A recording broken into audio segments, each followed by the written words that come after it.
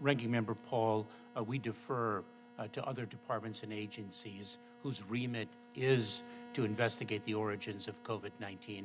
To my knowledge, that is not work that we have undertaken. So when all of the different agencies report to the Director of National Intelligence, are you one of those agencies? Like they say, there's 17 different people have an opinion supposedly on this. So the Department of Homeland Security has not made any opinion or given any opinion to the Director of National Intelligence based on any research that you have done? Ranking Member Paul, to my knowledge, we have not undertaken our work to investigate the origin of the COVID-19 pandemic.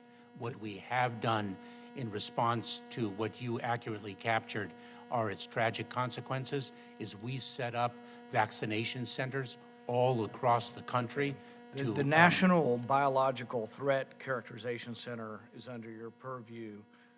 Do they investigate or evaluate the manipulation of viruses, either through recombination or mutation or cellular passage, serial passage in lab?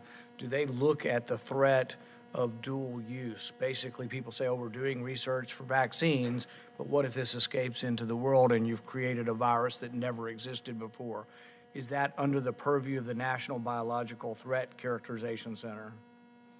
Ranking Member Paul, I do believe that that organization looks at how biological elements and other elements can be weaponized to the detriment of our security.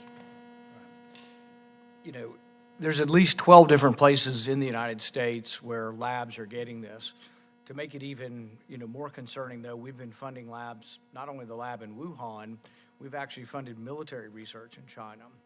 We now have evidence that NIH money goes to American universities who then subcontract it to the Academy of Military Medical Science Research, AMMS. It's finally now been listed as a category of where we're not supposed to export things, but for years now, somebody's asleep at the switch. Whether it's you or somebody else in government, we got a big government, we got all these different intel agencies, we got who's watching? Because the thing is who in their right mind would think it is a good idea to send American tax dollars to a university, an American university, who then sends it to do military research? Now, even the stuff over there that's civilian research is only as good as we can trust them that that's really what it is. And there's much evidence that there's an intermingling of military and civilian and dual purpose research over there. And so somebody's got to do something here. Somebody's got to step forward. And my suggestion to you is if you've got something called the National Biological Threat Characterization Center, that you'd look at the 12 universities in our country that are doing this kind of research. So basically they're taking a virus and that's known to infect humans, and they're taking a portion of another virus they don't know anything about and saying, well, let's see what happens if we put a new protein on this other virus to see if it's more infectious or more lethal. And quite a few times when they do these experiments, gain-of-function research, the people within government say, oh, well, nothing to see here. It's not really gain-of-function. Then they play with the definitions. And yet 1 million people died from something like this. 1 million people died from a leakage of a virus. This isn't the first time. There are dozens or entire books written of leaks. There are probably 100 leaks from U.S. labs that have been documented in the last several years. And yet we have an agency that I think sometimes is talking about things that may not be quite as pressing as 1 million people dying in the homeland. So, my suggestion is that we maybe should take some of our resources. I think you asked for $17 million for this biological threat characterization center. Maybe some of that ought to be used in evaluating some of the dual science and dual purpose research that's going on within the U.S.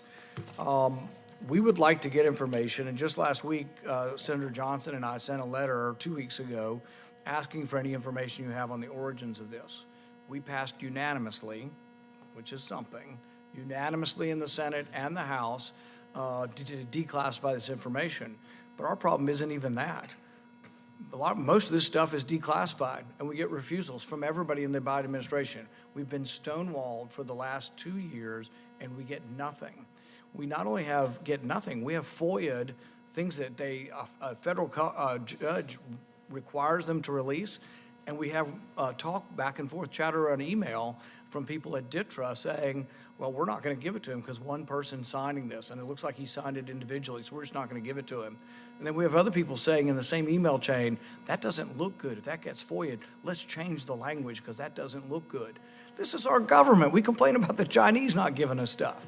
What I would like today is the assurance that you're going to give us any information we ask related to the origins of COVID. You say there hasn't been much, and maybe there hasn't been, but we would like to get responses to these things instead of responses that say, you know, take a leap. You know, this was the elected government. We were hoping to get help from the other side, but so far we haven't gotten any help from the other side on trying to get these records.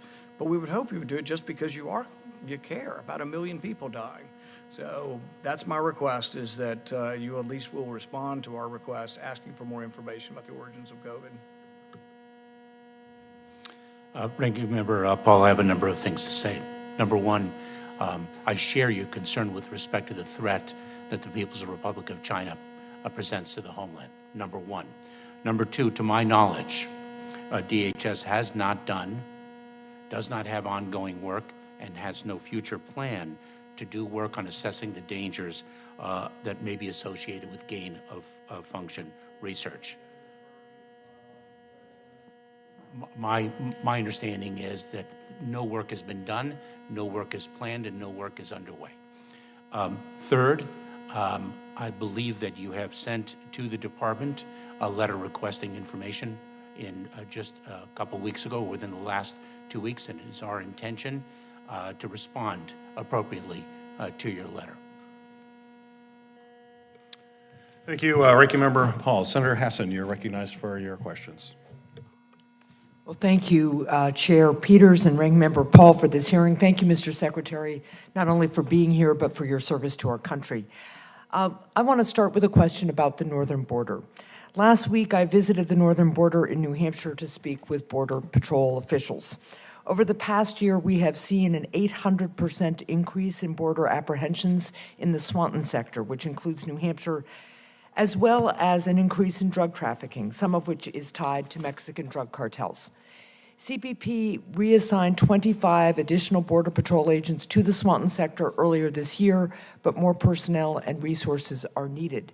What additional actions is DHS taking to strengthen security at the northern border, including stopping drug cartels from smuggling drugs and people into New Hampshire and our neighboring states? Senator, thank you very much. Please be assured that we are very focused on the security of the northern border, just as we are focused on the security of the southern border. I worked with our partners to the north, with my Canadian counterpart, to finalize the Safe Third Country Agreement that we have with Canada, which indeed will further strengthen the security of the northern border. I am, of course, working very closely with the Acting Commissioner of U.S. Customs and Border Protection to make sure that our people and our technology are deployed most effectively on the northern border. And this is one of the reasons why we have requested in the fiscal year 2024 budget additional personnel for U.S. Customs and Border Protection so we can enhance the security of all of our borders. I appreciate that. Let me just follow up on the issue of communications and technology a little bit. Many parts of the northern border, New Hampshire, and elsewhere are remote and really difficult to access. Is DHS adding more technology and communications infrastructure along the northern border? And in particular, one of the real challenges there is just very limited cell service. So even if we give CBP officials mobile phones, they can't necessarily access the kind of communication we'd like. So are there specific things you all have done or plans you have to help upgrade there? Senator, I will follow up on specifically what we are doing to address the cellular connectivity challenge in the northern border areas. I will say, because you've correctly captured the remoteness of some of those areas, one of our challenges is also recruitment of personnel. So we're very, very focused on the myriad of issues. Right, and I heard from some of the personnel there on Friday about ideas they have for recruitment, so I'd look forward to working on that with you. Let me move on to another issue. Press reports indicate that DHS has apprehended dozens of individuals at the southern border who are matches to the terrorist watch list. Reports also indicated that there's been an increase in watch list apprehensions over the past few months. What steps are you taking at DHS to intercept individuals on the terrorist watch list long before they arrive at the U.S. border? Senator, the fight against terrorism is our highest priority in the Department of Homeland Security. Our obligation is to ensure the safety and security of the American people. Any individual who is apprehended, who is on the terrorism screening data set, it's called the TSDS now, who poses any threat is detained, and his or her removal is indeed sought. One of the things that we are doing with our partners to the south is increasing our biometric sharing with them so that they are able to identify individuals who are interdicted, understand their profiles, determine whether indeed they pose any threat, and take appropriate enforcement action.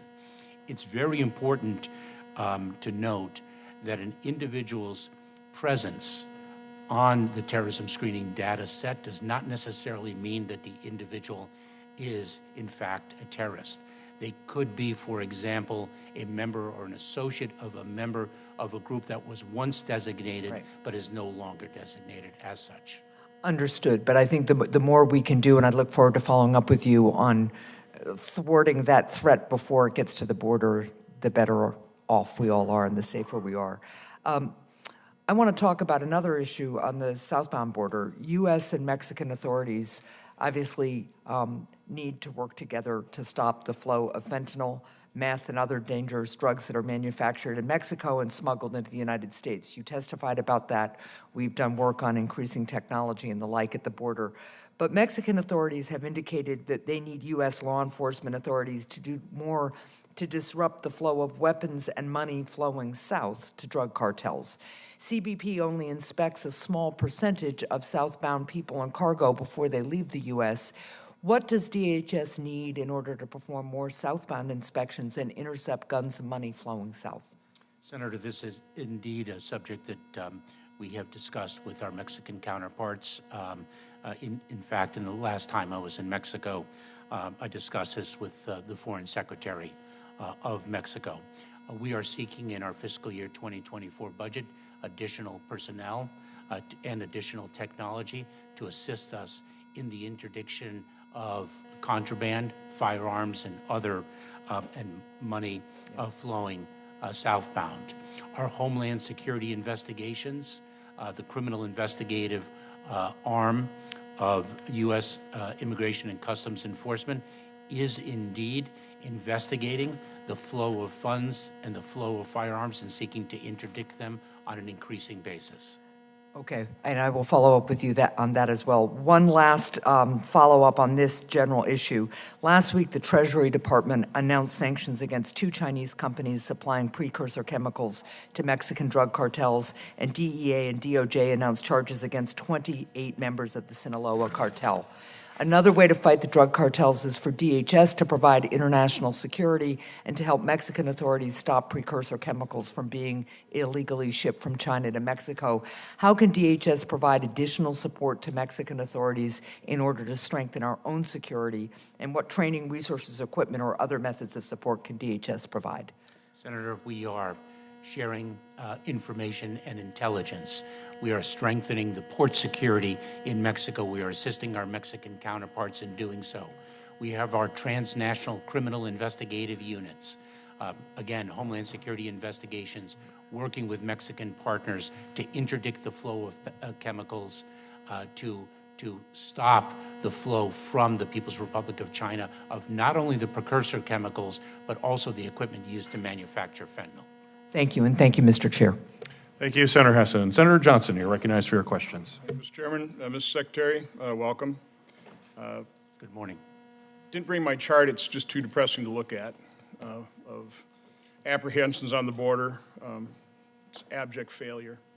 But I'm hoping that you came a little bit better prepared in terms of going through the numbers with me.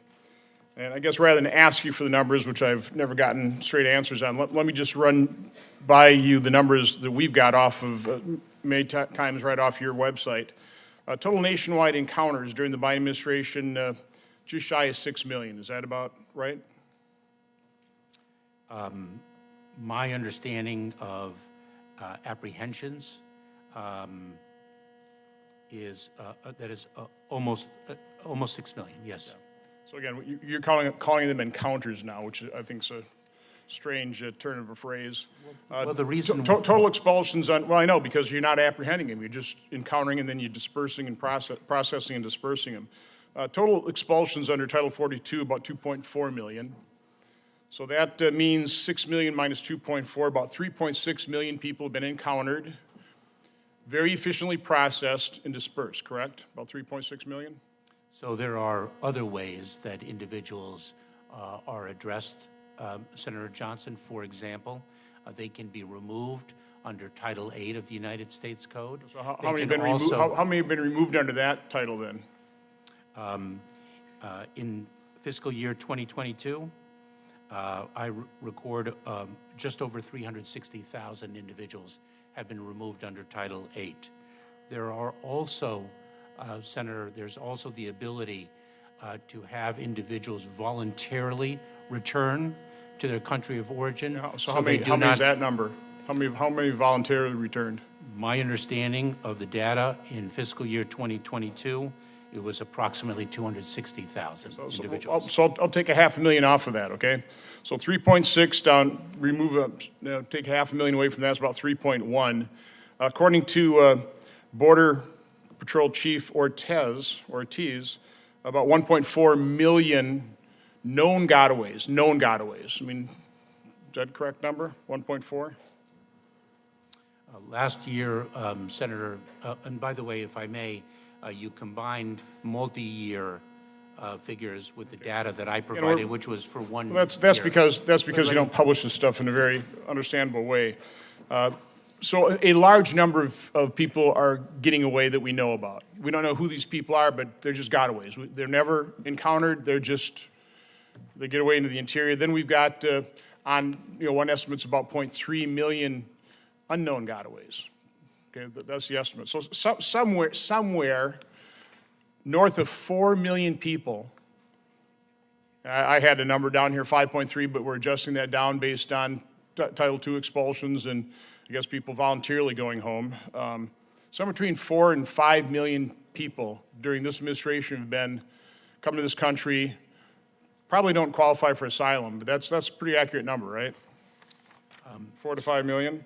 Senator, let me first communicate a premise, which is we are very, very focused on the security of our border. No, you're not. No, you're not. I don't want to listen to that. So basically what we're looking at is 22 states have populations less than 4 million people.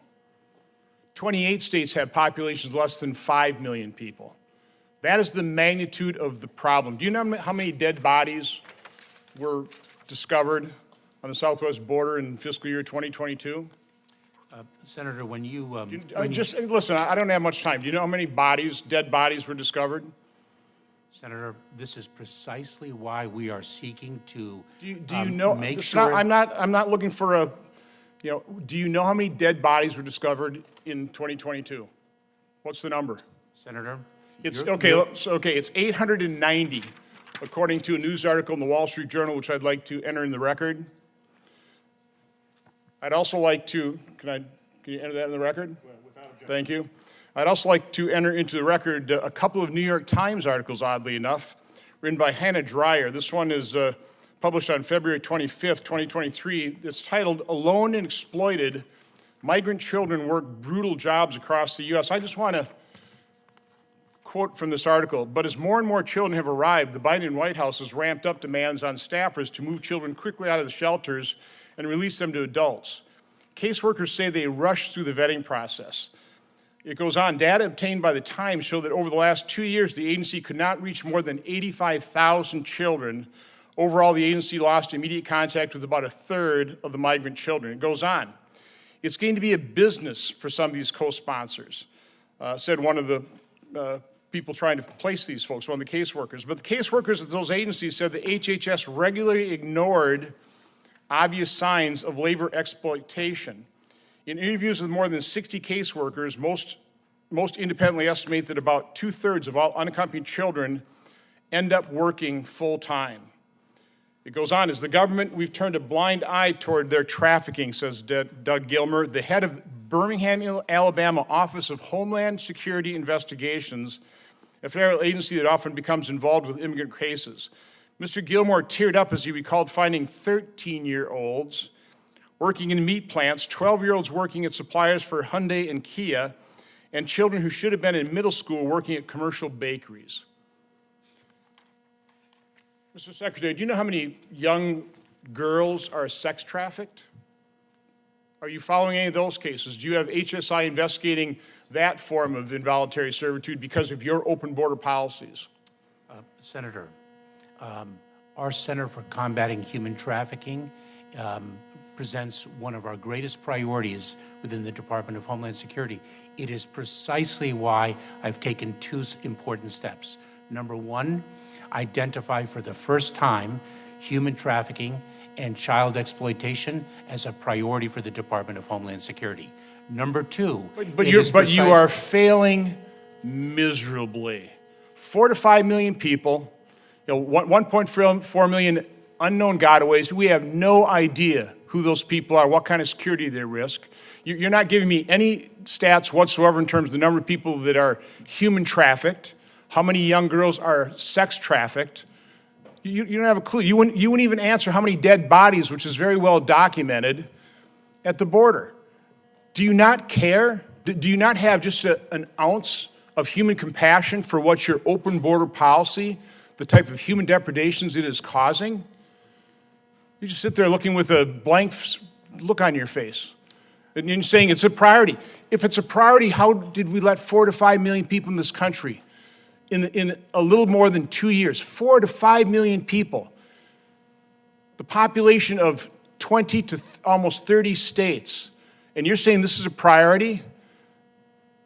Mr. Secretary, you ought to resign.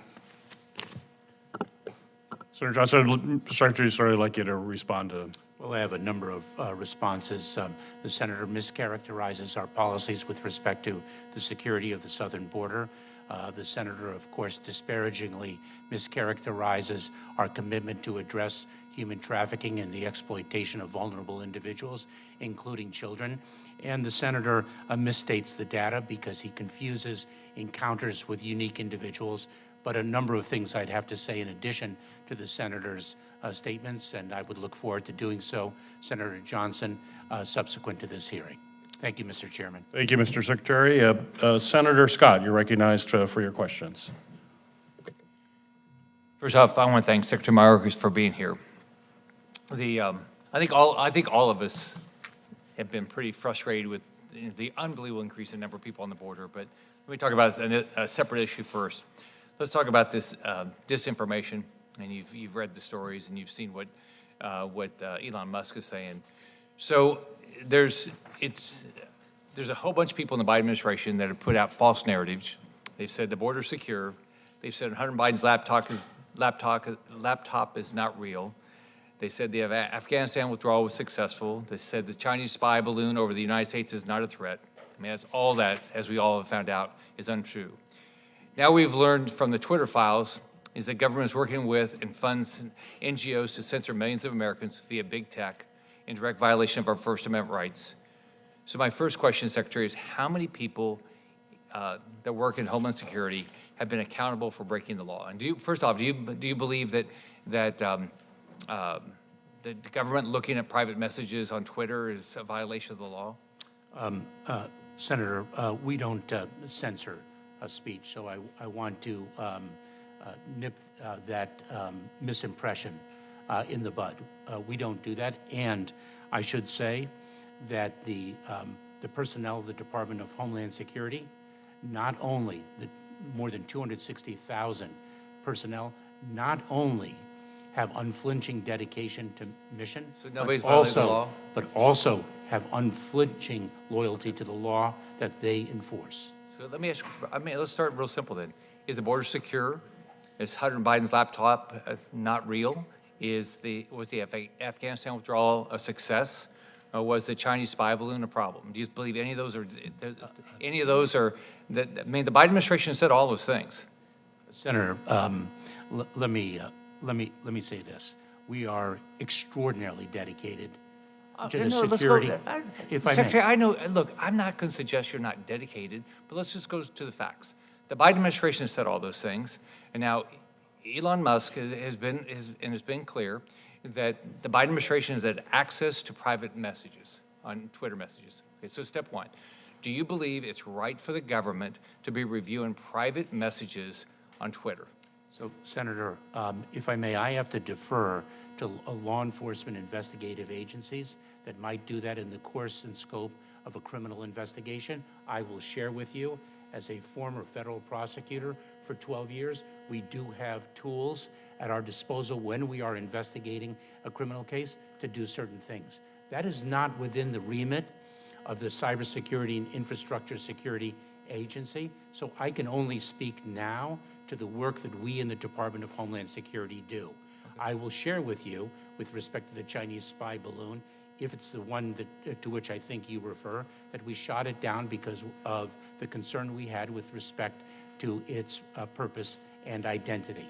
So you're comfortable that, other than a criminal investigation, that nobody at Homeland Security was reviewing private messages on Twitter? To my knowledge, Senator, that is the case, and what I'd like to do, because you raise a very important issue, because I can assure you that it is not our job, nor do we do it, to censor speech. What we do is we assess the threat landscape that this country confronts so that we can secure the homeland and protect the American people. That's what we do. And our Office of Intelligence and Analysis has a responsibility which it fulfills to understand that threat landscape, to understand what the threats are that we face. How many people do this? How many people work at DHS doing this? So I would have to take a look at the number what's of your guess? personnel You have a guess? within the Office of Intelligence and Analysis. I'd rather not. Okay. I'd rather not guess, but we have an extraordinary, relatively now, new leader of the Office of Intelligence and Analysis. So number one, nobody at Homeland Security has been reviewing text messages or Twitter files except in criminal investigation. As I said before, Senator, I want to be perfectly accurate so that I address the concern that you have. If they did, would you fire them? Oh, Senator, please allow me to explain. I don't know the specific contours of the law in this discrete area.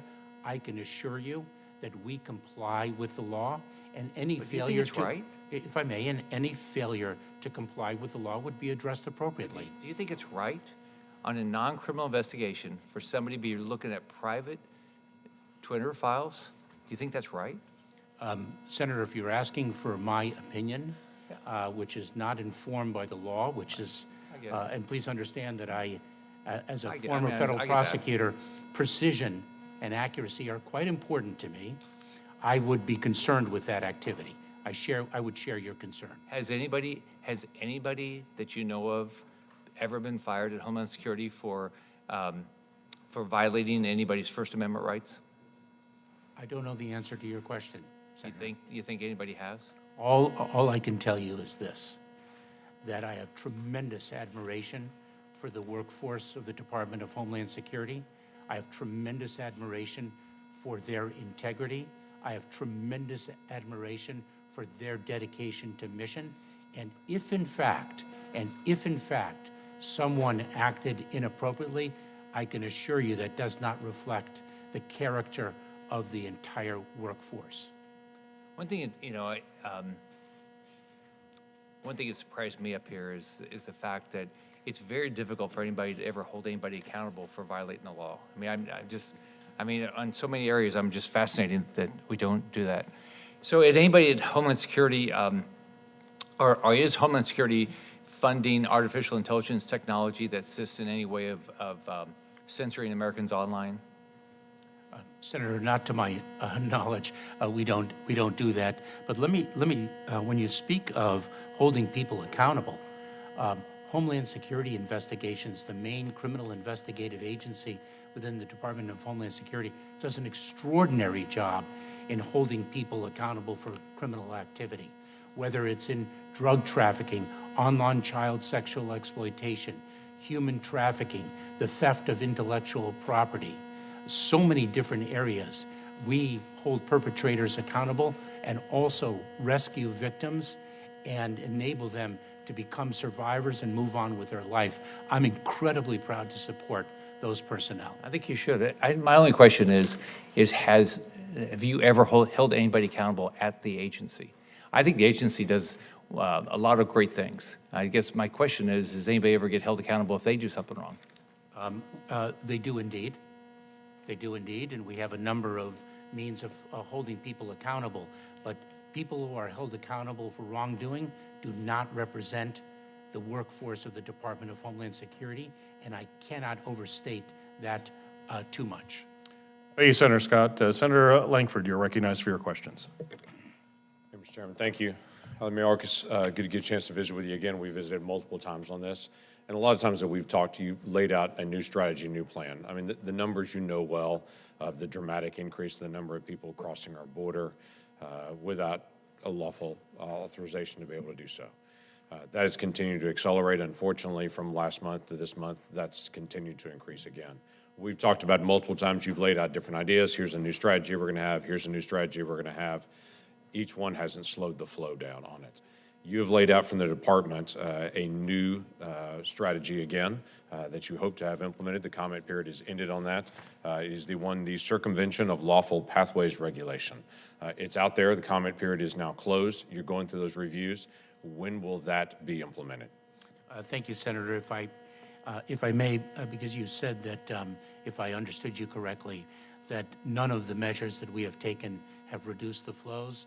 Actually, the measures that we announced and implemented on January 5th with respect to individuals originating from Cuba, Haiti, Nicaragua, and Venezuela has led to a more than 95% drop in the number of encounters of individuals from those four countries at our southern border. So that is a model of building lawful pathways as well as delivering consequences. But as you and I both know, the numbers continue to climb. Total numbers from those countries, the numbers have dropped dramatically, but the total numbers continue to go up. For this fiscal year, for just the 6 months of this fiscal year, it's about 160,000 higher than last year. Last year was 1 million more higher than the year before, so the numbers still continue to climb, total numbers. So what I'm trying to figure out is for this circumvention of lawful pathways regulation that you're planning to implement across the board, do you expect this 95% reduction that you've seen in those identified countries after it's implemented? And if so, when is it going to be implemented?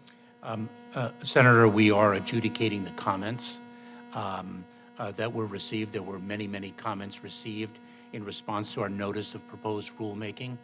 And so it's very difficult during a comment period to talk about the promulgation of a final rule. It is our intention to promulgate a final rule unless there are certain comments that dissuade us from doing so. That is not where we stand right now. We are moving as quickly as possible to adjudicate the public comments. And that notice of proposed rulemaking, as well as what we announced on January 5th, reflects an overarching strategy of building lawful pathways so that people who qualify for relief can actually reach the United States in an orderly and safe way, consistent with the law, and then as a complement to that, deliver consequences to those who do not avail themselves of the lawful pathways. That's the model that has worked in the past, that we intend to build upon, and we are indeed building upon. So you have mentioned in the past that the asylum system, or that the system is broken. This new rule that you're promulgating at this point deals directly with the asylum process on this. Is it your assumption that the asylum process itself is broken, that is being abused? Senator, yes, the asylum system is broken and our entire immigration system is broken. I think there is unanimity about that, and it is our continuing hope that Congress will reform a broken system. Part of that, the credible fear standard. I'm Part of that, the credible fear standard, is that part that is actually broken as well? And if so, what would your recommendation be? What do you need at that point? I think that the credible fear standard needs to be reviewed in the context of reviewing the entire asylum system.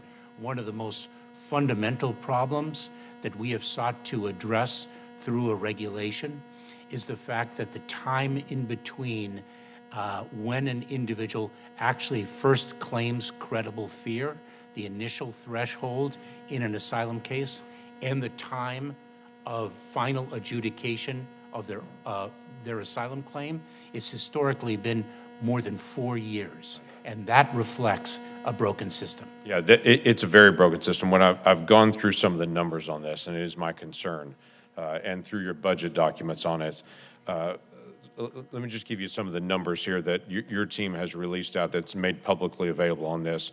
For the alternatives to detention, the backlog that's there actually getting to this next step from ICE. If they've received a notice to report or the parole plus alternatives to detention backlog, if they request to go to New York, currently right now, their next hearing time in New York is in March of 2033. So it is 10 years before they get that hearing, and that's not the final adjudication of it, as you know well. That's just the ICE portion of it, and then they get in line to go after that. So we could be 15 to 18 years before this asylum system is actually, before their asylum claim is actually adjudicated.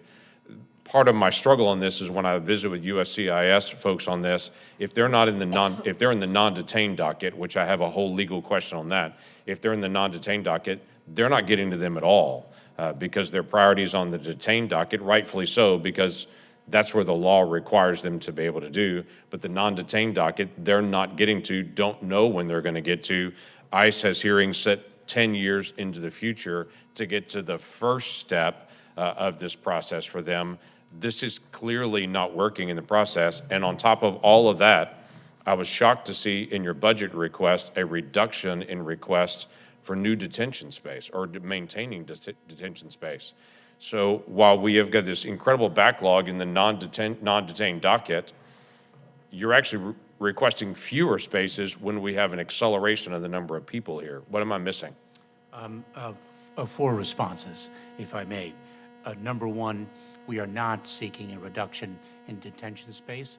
What we have done is place the funding for additional detention space in a contingency fund so that we could draw upon it if and when the number of encounters require additional detention of individuals. So we have moved it to a contingency fund for the reasons I outlined in my opening remarks. But then that could be used for other things at this point. But the detention numbers should be at epic levels, historic numbers. So I'm a little confused why we may need to flex that to other things when even your testimony earlier said we anticipate after Title 42 ends, we will see a surge again of individuals. So there's an anticipation of a surge of more individuals coming across the border, yet you've moved the detention dollars to a contingency fund to say we may or may not need those.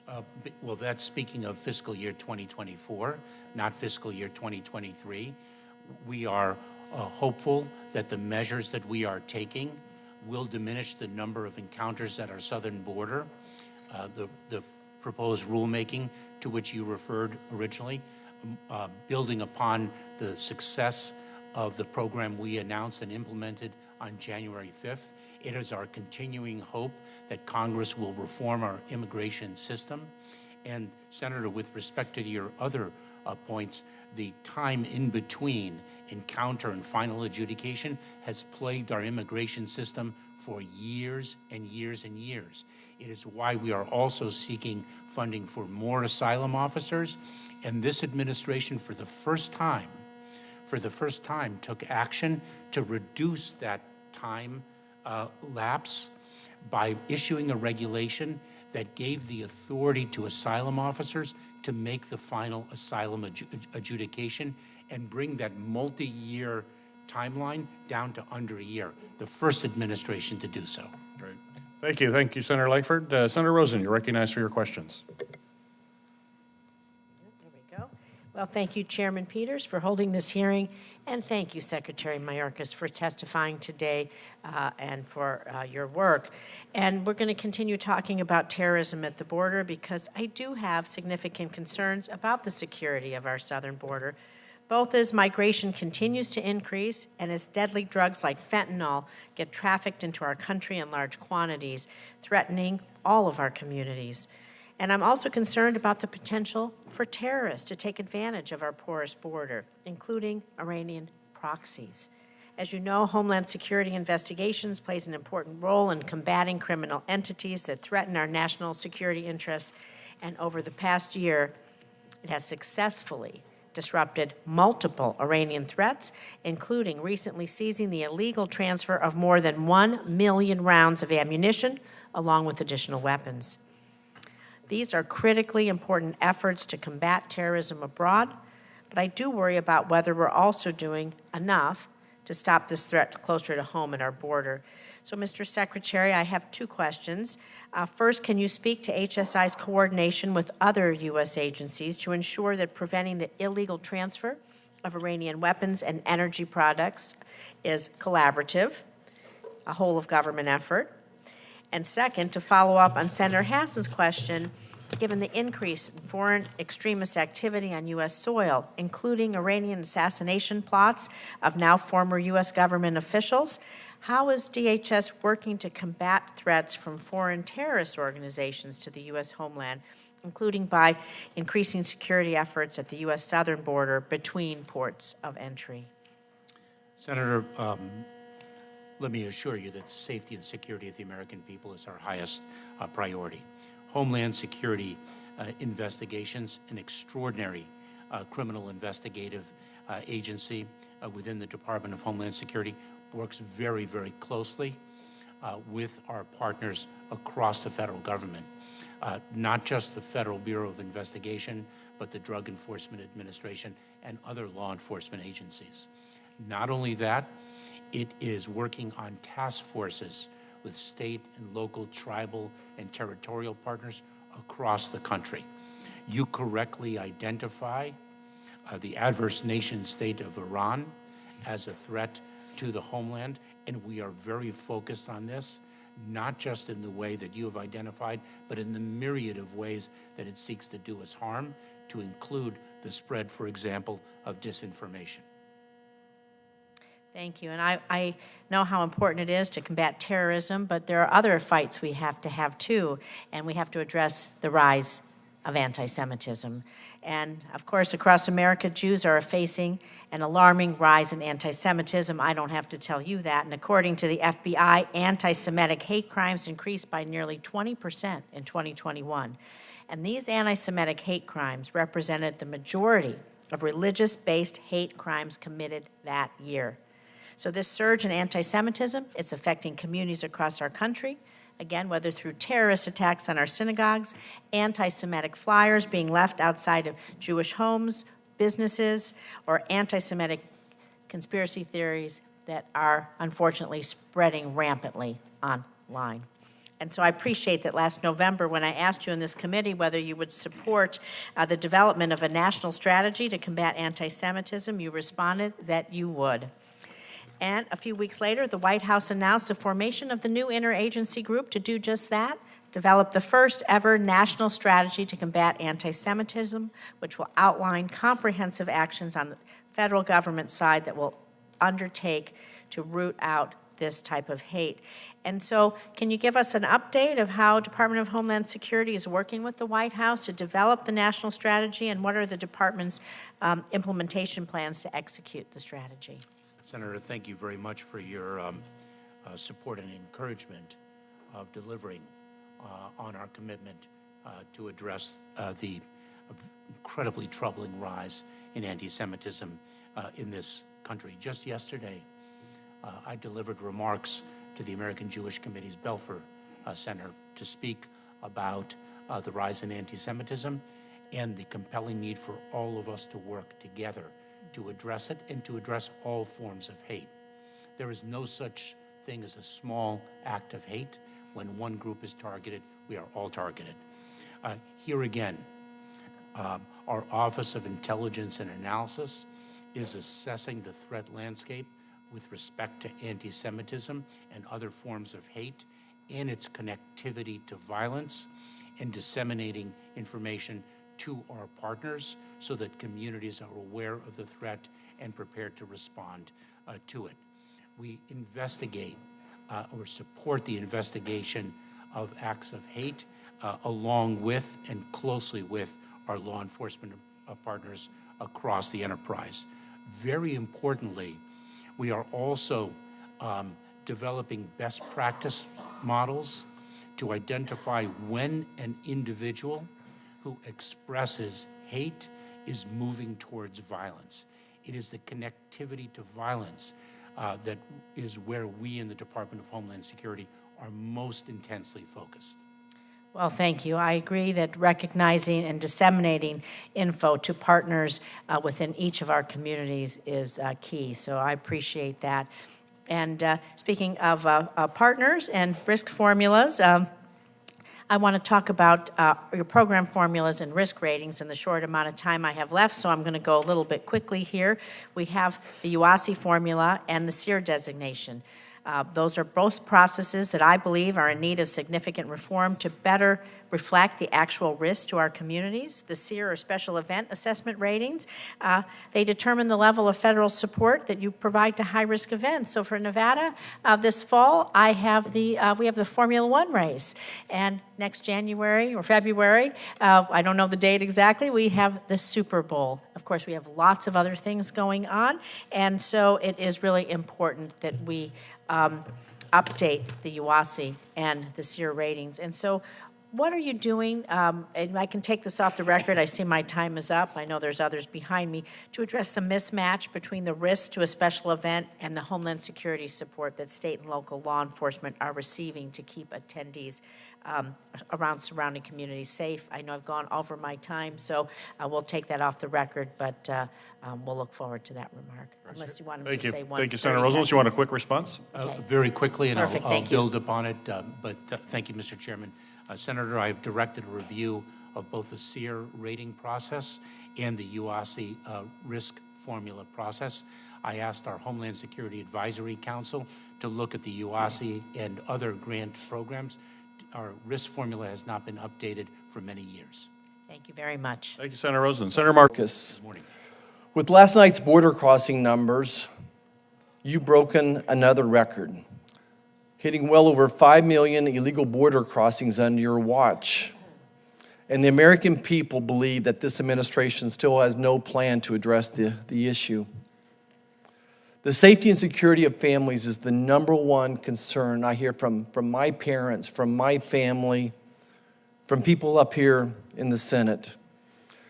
You've made every community a border community. And the increase in fentanyl deaths and skyrocketing crime proves that. 300 people dying every day in America from fentanyl poisoning, a plane crashing every night. I'm concerned that we have no idea who's coming into our country. Since the beginning of the fiscal year 23, Border Patrol has encountered 70 illegal aliens who are listed in the terrorist screening database. In fiscal year 22, 98 illegal aliens on the terrorist watch list were encountered at the southern border.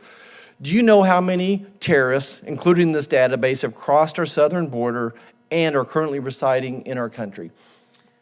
Senator, let me assure you that the safety and security of the American people is the highest priority of the Department of Homeland Security and my highest And there's a big difference priority. between priority and accomplishments and doing what you're supposed to do. So can you answer my questions about the terrorists that have crossed the southern border that are still in this country? Let me assure you, Senator, first of all, we work tirelessly. I understand that. You're going to answer the question? I work tirelessly, you work tirelessly, Americans work tirelessly, but our country is under attack and we're not safe. Do you have any idea how many terrorists have crossed the southern border that are still in our country? I assume that you don't. Let's go to the next question. Under your leadership, this administration deported fewer illegal aliens than any other in modern American history. However, your budget reveals there are over 5 million aliens on the non-detained docket for deportation. 5 million. Of those 5 million, there are 400,000 convicted criminal aliens residing in this country. Let me say that number again, 400,000 convicted criminal aliens residing in this country. Your budget requests only enough money to remove 7% of those people. How do you justify allowing nearly 500,000 convicted criminal aliens to remain in this country, in our American communities? And how does that keep American citizens safe to permit known criminals to remain in the country? Senator, a number of things, if I may. I'd rather have the short answer on this question. I'm going to give you Lock in on this question if you can, please. I'm going to give you a short answer, and it has multiple parts because there are multiple responses. Number one, you are not accounting for the $4.7 billion contingency fund that we propose for fiscal year 2024. Number two, this administration has removed more aggravated felons per month than the prior administration. Number three, when you cite the removal numbers, you're excluding the fact that we are obligated to enforce Title 42 of the United States Code, the Public Health Authority. Of those 400,000 that convicted criminal aliens, how many do you plan on removing? We are going to focus our efforts on the safety and security of the people and remove any individual that presents a public safety threat to the fullest extent that our resources permit. Do you feel like leaving any of those 400,000 terrorists inside our country makes us more safe or less safe? Senator, I'm not, first of all, you have a inaccurate factual premise to your question. You're saying there's not 400,000 convicted criminal aliens remaining in the United States? We are focused on enforcing the law in the service of the American people. We will Then do your job. Listen, my next question. According to documents released under the Freedom of Information Act, you have used your private email for official business. How often do you use private email for official business, and how are you following the DHS policy on the use of non-DHS email accounts for official business? Mr. Secretary, I think there's some hearing issues. If you could speak a little bit more into the microphone, it would be helpful to our folks here. Is that helpful? Your assertion is false, Senator. Okay. And let me share something with you, because you mentioned something about your parents, and I'm gonna have a point of personal privilege. Then I'll want my time back. If we're getting a lecture from the Secretary, then I want you to answer my questions, not give me lectures. So you're not using your personal email for official business? You deny that? Senator, if somebody errantly sends me an email on my personal email that should have been sent to my work email, I forward it to my work email. That's what I do. I fulfill my responsibilities scrupulously, and I have 100% confidence in the integrity of my actions. I appreciate the answer. Thank you. I appreciate your answer. I want one more point I'd like to make here. The Secure Fence Act mandated that the Secretary of DHS, that would be you, achieve operational control of our borders. Mr. Secretary, our borders are not under control. Mr. Secretary, you are derelict in your duties. I would be derelict to not do something about this. And that's why I have a draft resolution here that I intend to introduce in the coming days that would require the Senate to take a vote of no confidence on Secretary Mayorkas. As I've stated on the record before, I stand at the ready to receive articles of impeachment from the House and conduct an impeachment trial in this body. But in the meantime, I think the Senate must show our colleagues in the House that we've had enough of the failures from the Department of Homeland Security and believe that the Secretary is not fit to faithfully carry out the duties of his office. I would like to insert this into the record. Mr. Chairman, thank you, and I yield back. Senator Marshall, Senator Carper, you're recognized for your questions. Secretary, you tried to say something in response to something Mr. Marshall was asking. You were not given that opportunity. Take a minute and just respond. Please. Thank you very much, Senator. I think I'll elect not to. All right. Mr. Chairman, Ranking Member Paul, fellow colleagues with whom I have the privilege to serve on this committee for a long time. Before I get into my questions, I want to just take a moment to acknowledge Secretary Mayorkas' leadership of the Department of Homeland Security.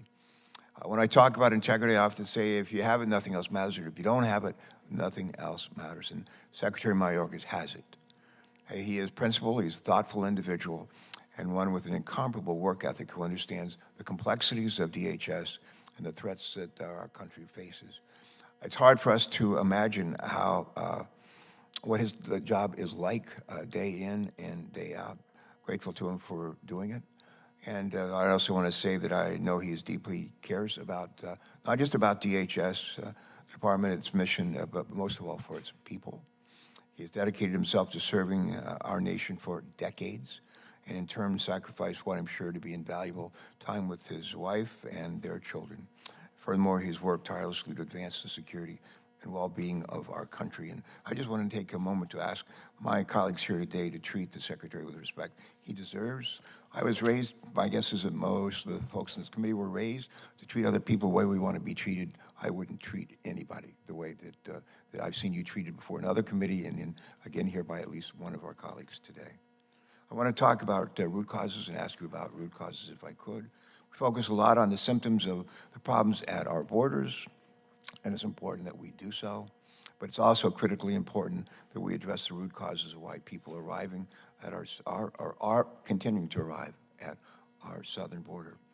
This past February, as you know, Mr. Secretary, I led, along with Senator Hassan, a bipartisan, bicameral congressional delegation to Mexico, to Guatemala, and to Honduras. One of the main takeaways from my CODA was the importance, our CODA was the importance of strengthening the rule of law and addressing corruption issues. And until we address both of these push factors, we're not going to see the kind of return on our investment that we need in this region.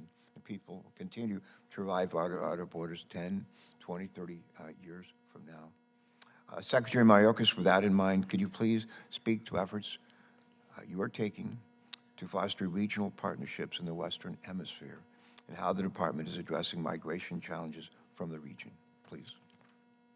Thank you, Senator, and thank you for your opening comments. The migration challenge that we are encountering at our southern border is not exclusive to the southern border. Speak up just a little louder.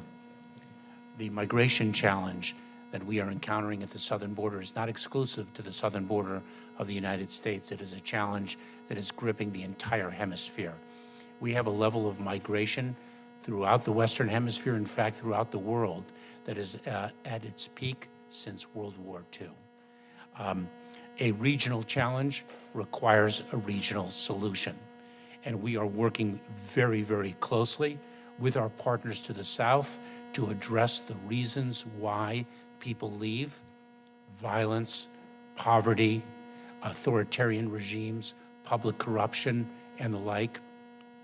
We're seeking to address the root causes of why people leave their homes, as well as to work with these countries, our partner countries to the south, to build lawful pathways, to have them build the capability to enforce their laws of humanitarian relief, as well as their laws of consequences to enforce their respective borders. This requires a collective action. Last week, I was in Panama to work with our Panamanian and Colombian partners. We had a trilateral meeting to address the challenge of the Darien, the very treacherous land between Panama and Colombia, where people are beginning to migrate north, ultimately seeking to come to the United States, because we are the greatest country in the world and the land of opportunity, and we have 10 to 11 million open jobs in the United States. And I hear from employers across the political spectrum the need for labor, and that is a message that is transmitted and exploited by smugglers. This is a regional problem. It requires a regional solution, and we are working with our partners to the south to deliver it. Thank you. Thanks for that response. The president's budget requests, I think it's about $865 million for the U.S. Citizenship and Immigration Services uses budget, and for the immigration services that they offered, in order to address issues like the increasing asylum caseloads, processing times for immigration applications, and improving refugee processing. On a personal note, this issue is something that I hear about a lot from my constituents in Delaware. We hear a lot about, from our businesses in Delaware and across the country, about the desire to have people come to work. We got 10 million people, 10 million jobs today where nobody's showing up to do the work. And we hear from businesses all the time that said, you know, there's some people in other countries like to come and do these jobs. Why can't we allow them to do that? And I think that's a pretty good question to ask. But on a personal note, I hear a lot as well about our folks at home been facing delays on processing times with routine applications, as well as for urgent and humanitarian applications relating to Afghanistan and the Ukraine. Mr. Secretary, I believe you're the former director of USIS. Can you speak to the importance of getting that agency the necessary resources it needs to carry out its many missions, and how this budget request will address some of the challenges at that agency?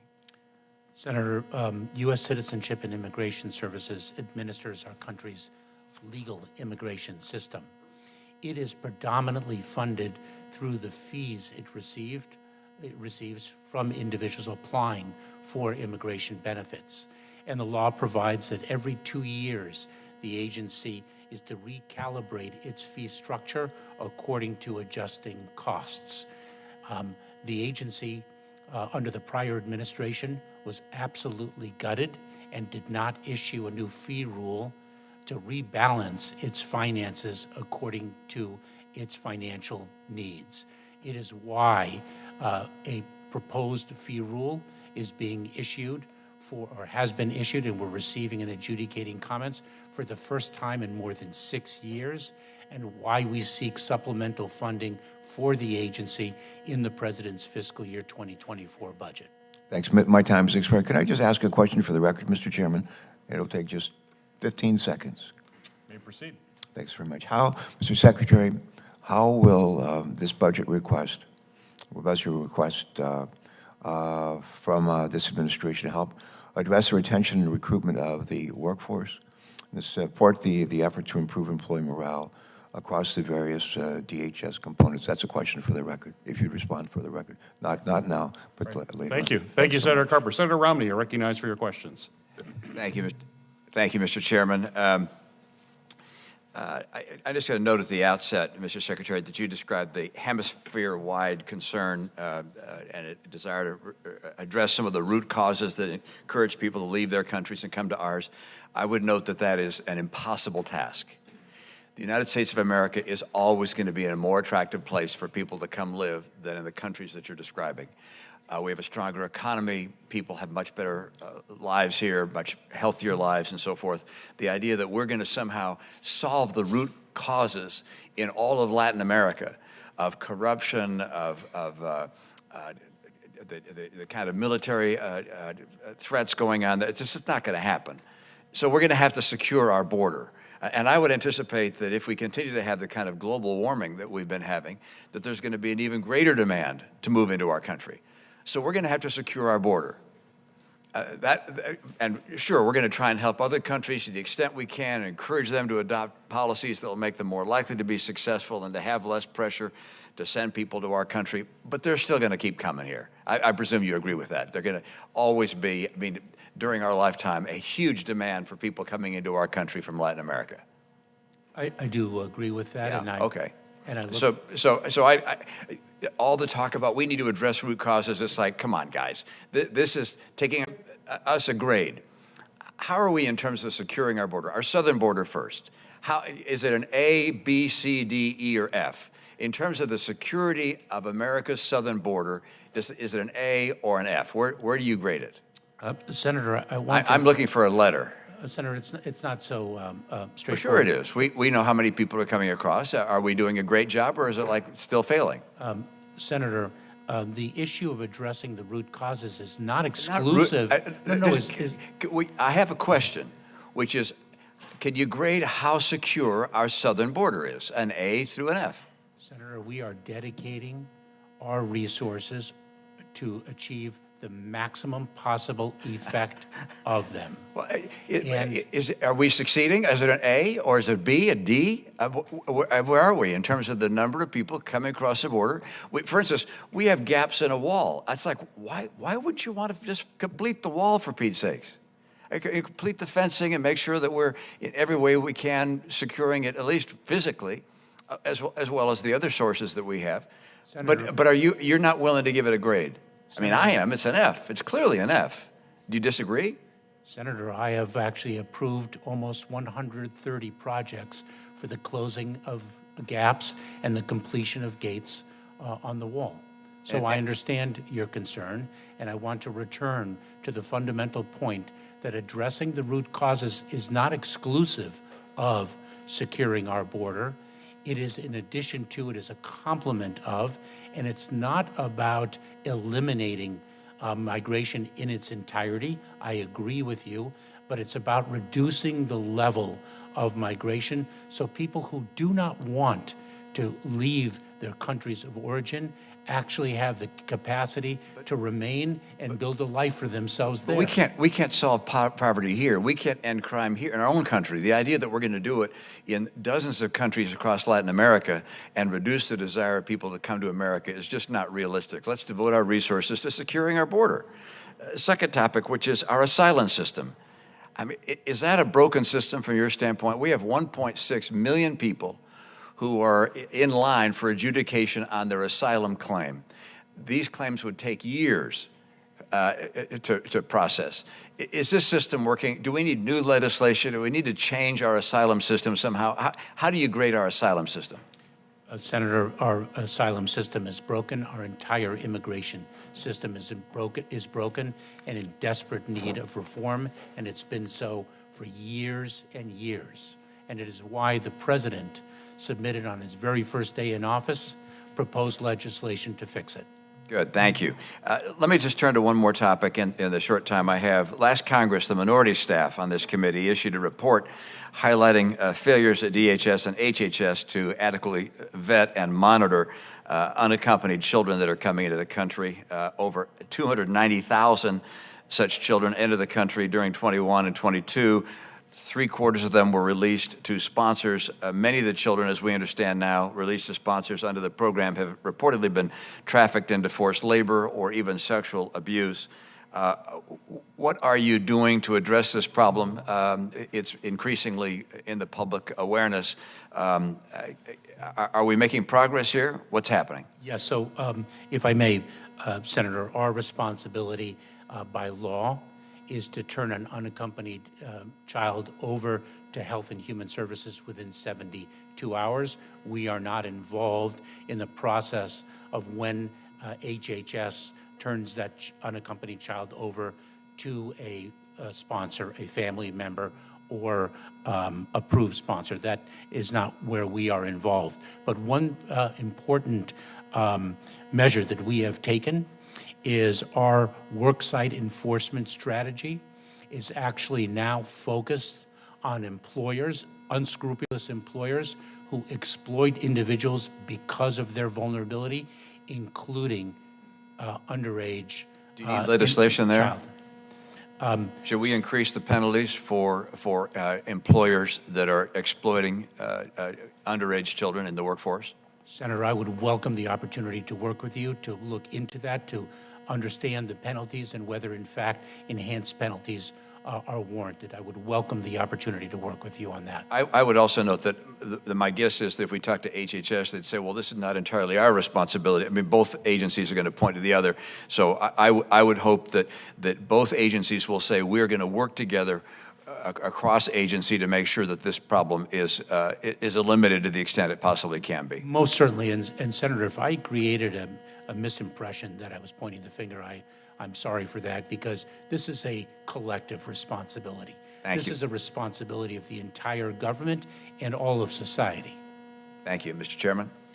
Hey, Senator Romney, for members' benefit, votes have been called. I'm going to be leaving temporarily to vote, but I'm going to recognize Senator Blumenthal for his questions, and he will chair this hearing until my return.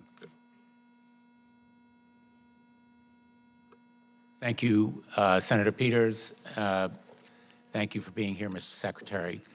When we were last together before the Judiciary Committee, I asked you about name, image, and likeness benefits for international students here on visas. The prime example at the University of Connecticut is Adama Sanogo, who helped the Huskies cinch the national championship. And yet he is unable to realize any benefits from his great performance, his really enormous contribution to the team. And that is because of a rule that I think you said you were going to review very, very soon. Have you reviewed it, and what's your conclusion?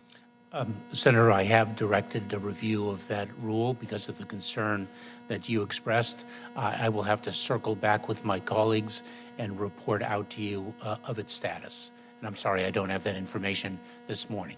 Can you commit that it will be in a week, 10 days? I commit to you, we will deal with it with due urgency because we do owe you a response, and I understand the predicament it places athletes such as the one you mentioned. Thank you. I read recently about the very substantial numbers of children who are still separated from their families. They were separated as part of the Trump administration policy that struck me, and I think the entire nation, as cruel and unfounded, and yet they are still unable to rejoin their families. I know you have a task force that's looking at this issue. Can you give us a number as to children who remain separated from their families or parents, and what is being done to reunite them? Senator, this the policy of the prior administration to separate children from their parents was one of the most heinous policies in our recent memory, most certainly. Very proud of the work of the Family Reunification Task Force, which I am honored to lead. We have reunited more than 600 children with their families. I do not have now at my disposal the precise number of children who were separated that still need to be reunited. This is an effort that we are not undertaking alone as a government. We are working with nonprofit organizations that began to identify separated families before we assumed office in January of 2021. They're doing extraordinary work. We will not cease doing this work until we complete the task of reuniting the separated families. How many remain to be reunited? I'll have to circle back with you, Senator, to provide that information to you. I would appreciate that.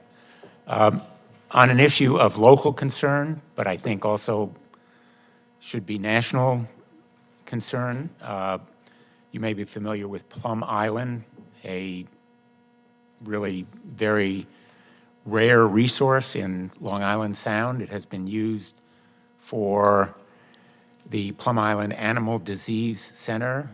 It's also home to pristine beaches, miles of natural shoreline, critical habitat for hundreds of plants and animals. It's a DHS facility, and it's being relocated to Kansas.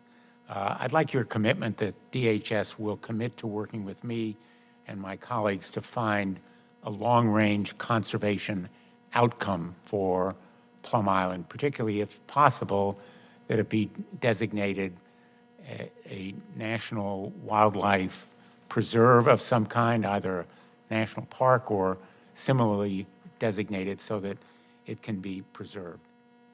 Senator, you have my commitment. Thank you.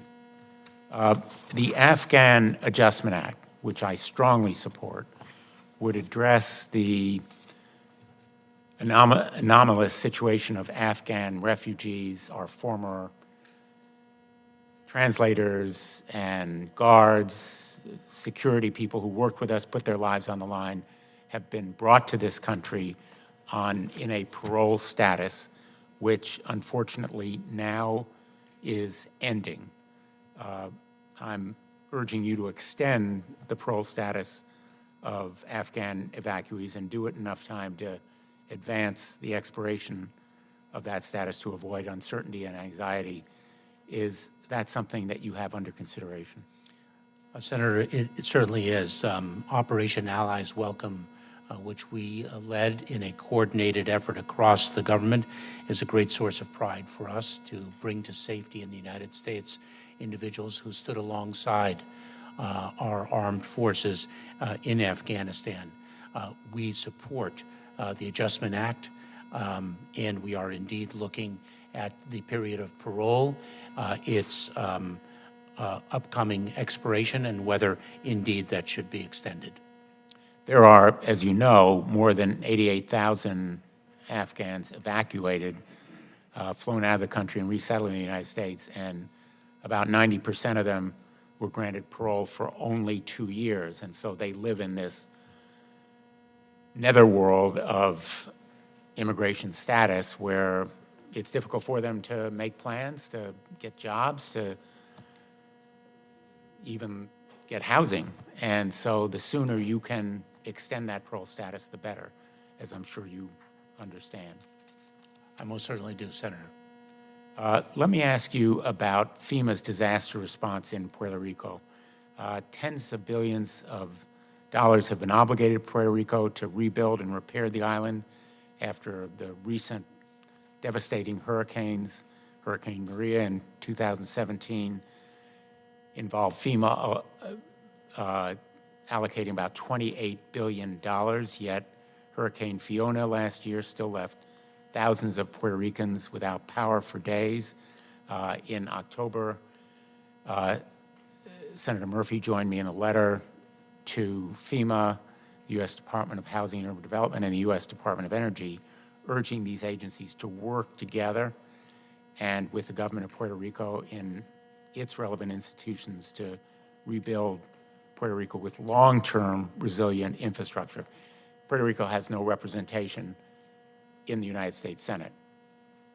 So speaking on behalf of Puerto Rico, but really all of America, I think, on behalf of fellow Americans, do you commit to ensuring that FEMA will rebuild that infrastructure on the island of Puerto Rico with renewable resources and resiliency in mind?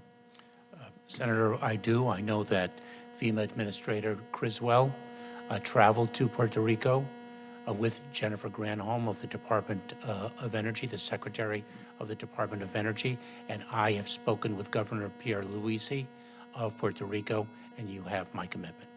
Thank you. Thanks very much, Mr. Secretary.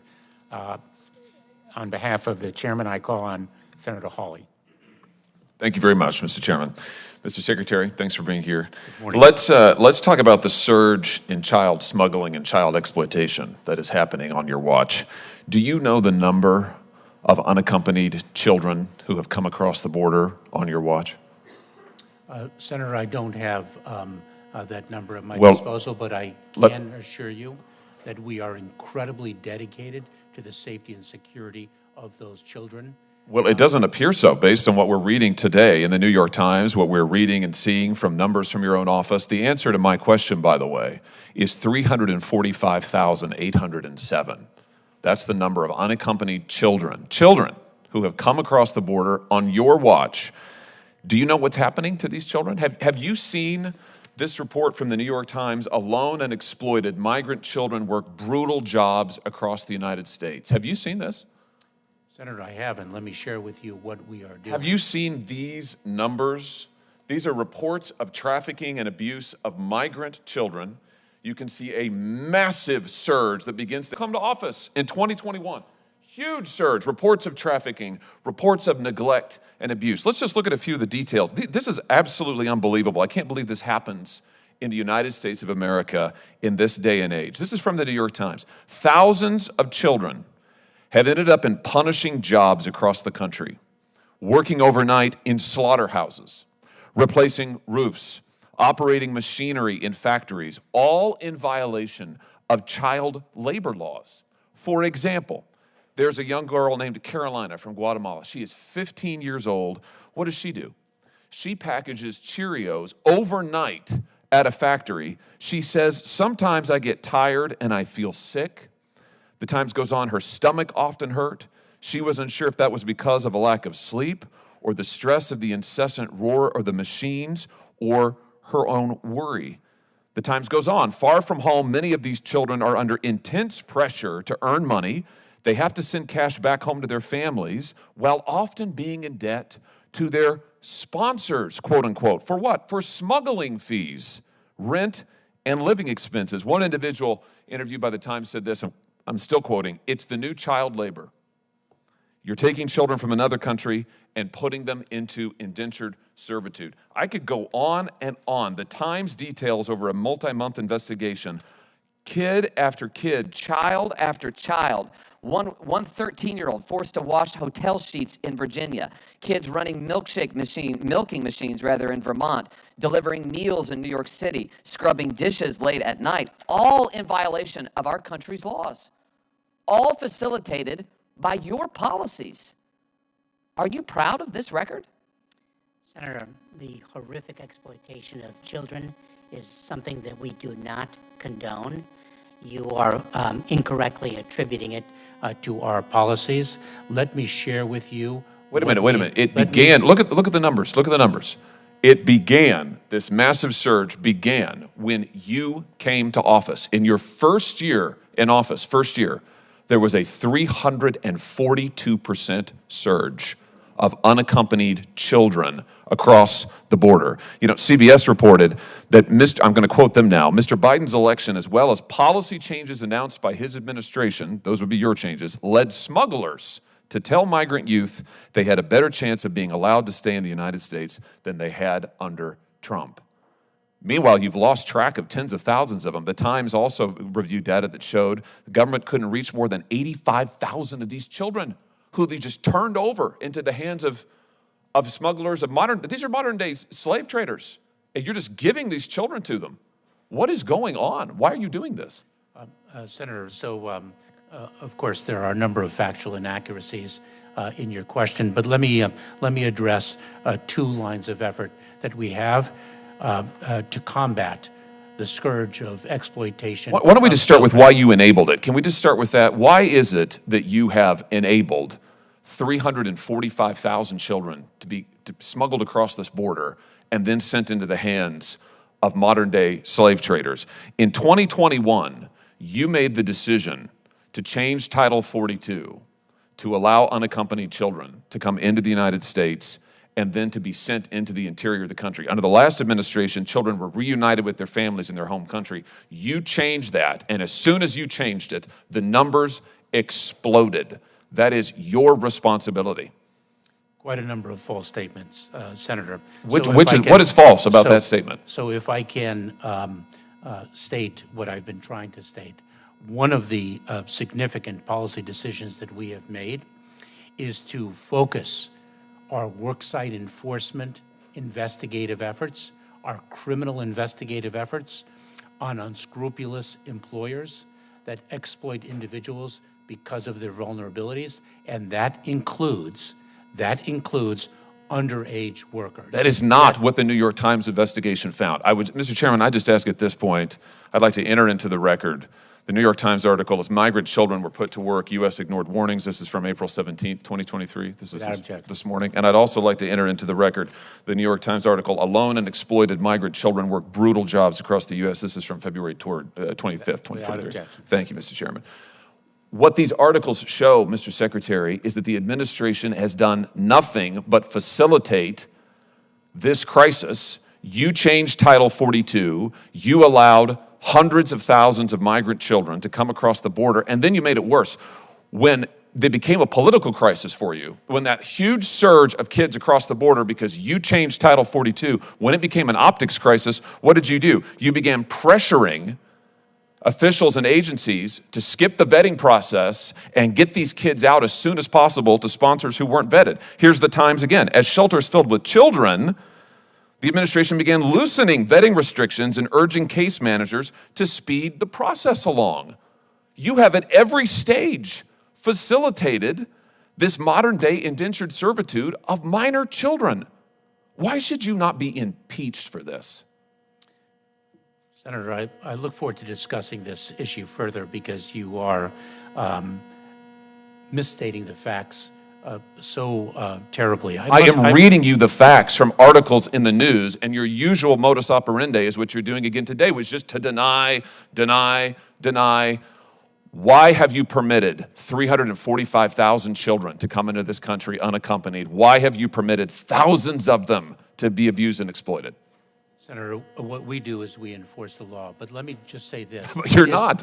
It is stunning to me, stunning, to hear you say that the prior administration reunited children with their parents. Oh, I see. When So in this is fact- their fault? When in So fact, but you're not going to take any responsibility for the indentured servitude and exploitation of children that is happening on your watch. A moment ago, you were crowing about the fact that you treated children so well, and yet we find tens of thousands of children who are forced to work as slaves because of your policies, and you turn around and blame a prior administration. Mr. Secretary, this is par for the course for you. You do it every time you appear before this committee. You do it every time you appear before Congress. I, for one, am sick and tired of it, and thousands of children are in physical danger because of what you are doing.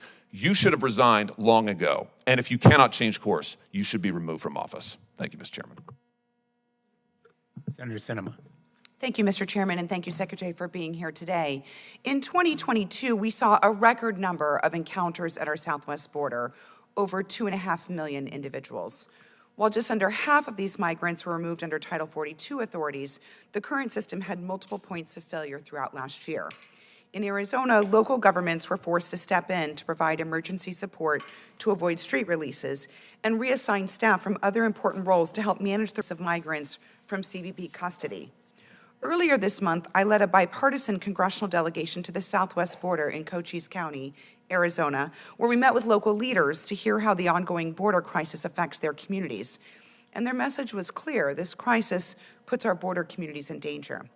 We heard from Cochise County Sheriff Mark Daniels about the issue of cartels recruiting young American teens, some as young as 14 years old, for dangerous smuggling operations along the border, and the need for my recently reintroduced bipartisan legislation, the Combating Cartels on Social Media Act.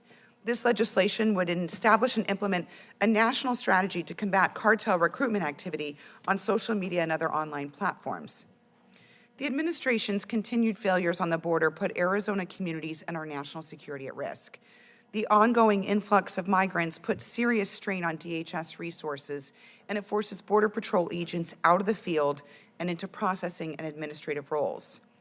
With the Title 42 termination imminent, I remain concerned that DHS is not ready. This is the same sentiment that I expressed at this same hearing last year, and unfortunately no action has been taken between now and then to change my opinion. And more importantly, the opinion of leaders in border communities who will be left to manage the fallout. So my first question for you, Secretary, I learned this morning that the Regional Center for Border Health, the only non-governmental organization operating in Yuma County, received a denial of reimbursement for a facility that they've been operating since 2021 from FEMA and the EFSP National Board. This denial could cause the regional center to shut down operations, which would be a disaster for Yuma County, but it would also be a disaster for Border Patrol. Will you commit to working with me to identify a path forward so that Yuma does not lose its only NGO providing support to these migrant families? Senator, I'm not familiar with the Emergency Food and Shelter Program application of the organization that you identify and the denial of their request for reimbursement. I commit to you to look into that with you and to work with you to address it as best as we can. We're very grateful for Congress's plus-up of the Emergency Food and Shelter Program to I believe the level of $800 million in total, and of course it's moving to the Shelter and Services Program in just a few months. So thank you, Secretary. As you know, I worked very hard to ensure that funding was included in our recent omnibus, but denying that funding to the Regional Border Health Center in Yuma will literally mean that there is zero assistance for anyone in Yuma County.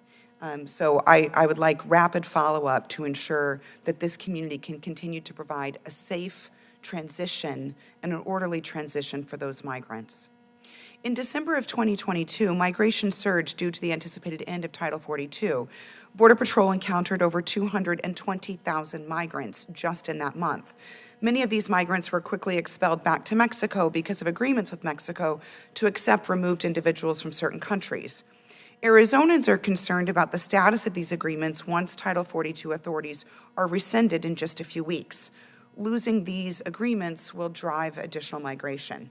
Is DHS working with the State Department and the government of Mexico so that they continue to accept these nationals from these countries after Title 42 ends? Senator Sinema, we are indeed working with the government of Mexico. We are in active discussions with them. We are not only working with the government of Mexico, but we're working with other partner countries throughout the region to address migration that is at a level that is gripping the entire hemisphere, not just the southern border of the United States. You are correct in focusing on a regional solution to what is clearly a regional challenge. On the CODEL that I recently led, Sheriff Daniels of Cochise County highlighted the dangers to his community associated with cartels targeting teenagers through social media apps. And Mayor McCaw of Sierra Vista shared how a recent chase ended outside of a local school. So my Combating Cartels on Social Media Act will help DHS counter this threat, and it'll work with social media companies to get cartel recruiters off of their platforms.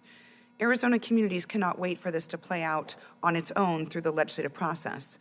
So what is DHS doing today to solve this problem and protect American children in our border communities from this cartel criminal activity? Senator, we are taking it to the cartels in unprecedented ways. We are working our Homeland Security investigations personnel, the criminal investigative arm of Immigration and Customs Enforcement, has surged resources to address the cartels and the nefarious activity that they engage in, not just, of course, in Arizona, but across our southern border, on the Mexican side of that border, which is impacting our border communities. We are set up transnational criminal investigative units, for example, working with our Mexican counterparts and in other countries to address the cartels, to interdict them, their activities, to disrupt and dismantle their nefarious activities. They peddle in death and destruction, and we are working intensely to address them, and not alone, but also across this administration and with our partners to the south. So at a hearing last year in this committee with social media executives, I secured commitments from TikTok, Facebook, Twitter, and YouTube to share their cartel recruitment information with DHS.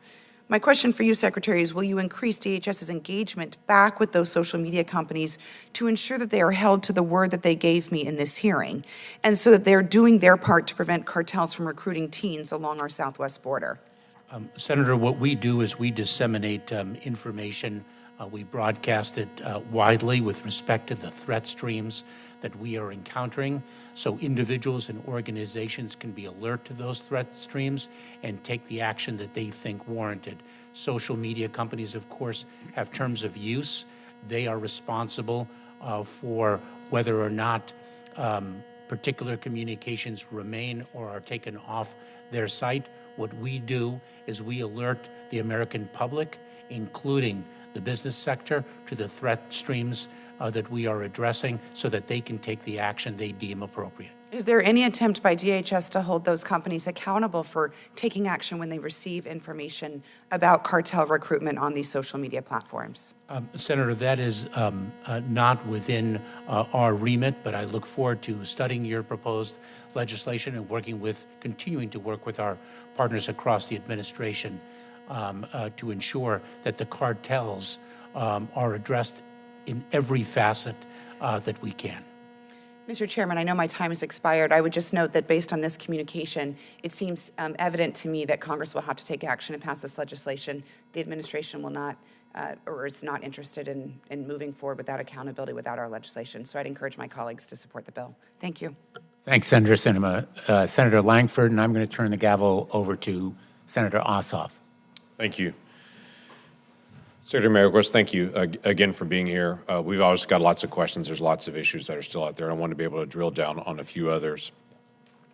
Last time that you and I were speaking in this public, I asked you about, do we have a knowledge of the criminal record of individuals from the country that they're coming from? We know if they're on our terror watch list, obviously we're aware of that, but of hundreds of thousands of people that we know nothing about. I asked you the question about, do we have access to the criminal history of individuals that are released on parole, released on notice to appear, notice to report, all the different methods of releasing individuals into the country while we're awaiting a hearing? Do we know the criminal history of the country they're coming from? At that time, you said you did not know at that point. I've not received an answer back yet. Do we know at this point if we have the criminal history from their home country before we're releasing them into our country?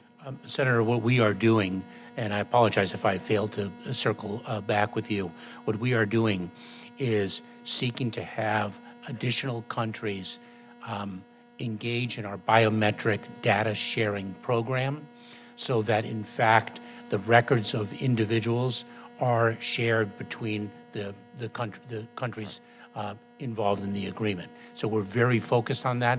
The concern that you expressed is one that we have indeed followed up on, and I look forward to speaking with you further about Obviously, we have hundreds of thousands, up to millions of people that are currently in the country awaiting a hearing that are traveling at will around the country right now that we don't know the criminal history of those individuals. And it's one of the threats that we do face currently, that we may very well have individuals with extensive criminal histories in their home country because people are coming from all over the world. And we just don't know who they are and don't have a process because we're not detaining those. We have about, best guess here, about 600,000 migrants who've yet to receive a notice to appear. Does that number sound correct to you? I'm not going to hold you to an exact number, but the best that we're trying to do the records on, that they've gone through the alternative to detention, they had a parole plus the alternative to detention. A court said that's not a legal process to be able to go, but we think there's about 600,000 that have not received a notice to appear. Is that correct?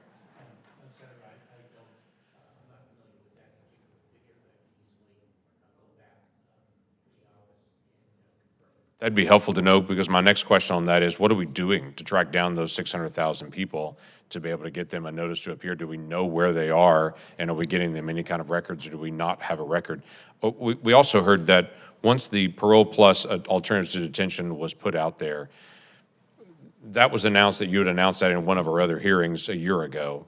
But it's now our understanding that that program is only in place for about 90 days per individual, that after 90 days, they no longer have the alternative to detention tracking on them anymore. Is that correct, that they have alternative to detention when they're released to the border, but that stays in place for 3 months, and then they don't have any kind of tracking method on them after that? Senator, it is my understanding that it depends on the profile of the individual for the reasons that you expressed. And if, in fact, one type of alternative to detention is no longer continued, we can, in fact, impose an alternative to that. For example, sometimes we can move from an ankle bracelet, which is one form of alternative to detention, to a smartphone that actually doesn't allow people to make calls, but only to receive a message from Immigration and Customs Enforcement as a tracking device. Two, that's a second type of alternative to detention. Two, an obligation to check in with Immigration and Customs Enforcement periodically at whatever cadence the particular case warrants. So there are a number of different alternatives to detention, and they can shift according to the So help us with the facts and figures on that, because right now it's our understanding that there are a very small percentage of people who are actually given ankle bracelets, that it's switched to this phone, which you understand now doesn't make calls. It is a tracking GPS device. It's our understanding that those individuals that got that phone now after 90 days are turning that in, or they're not doing that, doing check-in. What we're trying to figure out is how many people are actually checking in, that we actually know where they are, and we're having a very difficult time getting that number. So there's some numbers that we know that you have and that your team has to be able to track, that we're not getting access to it. This is not a partisan issue. This is just a congressional issue. When I go to your information center here, your command center here in Washington, D.C., they're literally tracking to the hour what's happening on the border. When we try to get numbers, it is, we'll get them to you when we get them to you. That's a challenge for all of us. on this and would not be acceptable for any administration, but we're not getting basic facts and data still. Or if we're getting them very, very delayed. And so it is a major issue to us just to be able to get facts and data at this point. We want to see what's happening in the border stop. I hear from you, you want to be able to see that as well. We want to see the implementation of this rule that you have out at this point to be able to get through the comment period. But May the 11th is coming very, very quickly, as you know full well, and the clock is ticking. When Title 42 ends and that 30% or so that you're turning around then accelerates into the country, a bad situation is about to get much worse. And even in some in your own team have estimated we may be at 11,000 people a day illegally crossing the border. Those are numbers literally our country has never seen. And this is a growing issue on this. So help us with facts and data. You've also mentioned that you have an anticipation that Congress will pass something that deals with asylum, that deals with all the other areas. I would encourage you and your team to also make proposals on that and say, these are the things that we need to be able to secure the border. We're working on what we need and what we believe will actually work as well, but we've received very little back from your team to say this is what we need to be able to make sure that we can actually secure things. We're doing things administratively. This is what we need legislatively. Does that make sense? Yes, it does. Senator, I look forward very much to working with you and presenting proposals to fix our immigration system, to build on the proposal that the president sent to Congress on his very first day in office. Well, that proposal was universally not accepted because it actually opened the border up more. So if that's the proposal we're talking about, we're in trouble. Now, 2 years later, the regulatory piece that you're trying to put in place right now with the comment period is very different than what the president proposed on his first day of office, as you know well. If this is about the regulatory piece that you're proposing and going through the rulemaking process now, we want to talk about how we can actually fix that to be able to make sure we close the loopholes that we actually secure the border. Thank you. Thank you, Senator Langford. Senator Ossoff, you're recognized for your questions. Thank you, Mr. Chairman. Mr. Secretary, thank you for joining us today. Nice to see you again. I'll talk about fire safety for a moment. The Senate is currently considering reauthorization of critical fire safety grant program that is administered by DHS and FEMA. Among the legislation that's moving toward the floor, the Assistance to Firefighters Grant Program and the SAFER program, and the chairman has done outstanding work shepherding that legislation through this committee. I was in Columbus, Georgia, a couple of weeks ago, Mr. Secretary, meeting with Chief Scarpa and his team of firefighters there and talking about how they've relied upon assistance to firefighter grants and federal support to ensure the health and safety of their firefighters and paramedics and to ensure that timely emergency response can be deployed into the community when families' lives are at risk and businesses are at risk of catastrophic damage to property. And one of the issues that was raised to me, and I'm sure you've heard this before, is that for smaller localities and jurisdictions, the process of applying for these assistance to firefighter grants can be onerous and intimidating. It's a difficult and lengthy process. And as you know, Mr. Secretary, it's oftentimes these smaller localities and less well-resourced jurisdictions that most urgently need that kind of help. So I'd like for your team to connect with mine and see if we can work together. It may not even require any legislation to look at how this program can be administered so that smaller localities with less resources, who don't have full-time permanent grant writing staffs, can nevertheless compete for these federal funds. Can we work together on that? Most certainly, Senator, and I should say that this issue that you raise is something that we are already focused on across the entire spectrum of our grant programs. Organizations, whether it be in the nonprofit security grant program or firefighters, the smaller departments that don't necessarily have the resources to hire a grant applicant, we have to make sure that our grant programs are simple and accessible so that we achieve fairness in the distribution of those funds. I look forward to working with you on this. Well, you bring to mind something that I think you could do at this hearing that would be really constructive. So you know, Mr. Secretary, that last year we had a wave of threats targeting historically black colleges and universities in Georgia and across the country. In Georgia, in the last few months, We've seen a shocking increase in anti-Semitic incidents. The front yards of Jews in Dunwoody and in Athens, hateful pamphlets, threats on the phone. Now, the DHS runs certain programs and creates opportunities, nonprofit security grants, for example, for houses of worship and for institutions of higher education to access funds and resources and information to help them stay safe. So I'm going to send this clip to the folks at faith-based institutions and educational institutions in Georgia. Can you just explain to them right now what resources the department makes available to them? Yes, so there are multiple. One, we have a nonprofit security grant program which funds organizations to assist them in securing their facilities for the very reason that you described, Senator.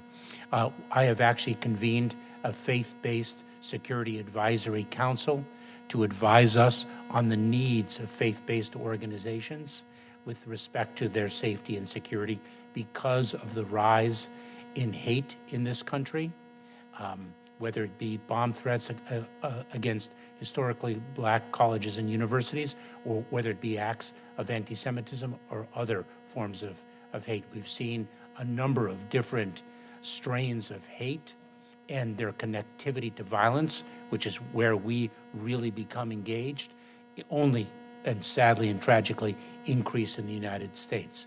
We also share best practices as to how organizations can become more secure and safer without becoming less welcoming for their congregations and their communities.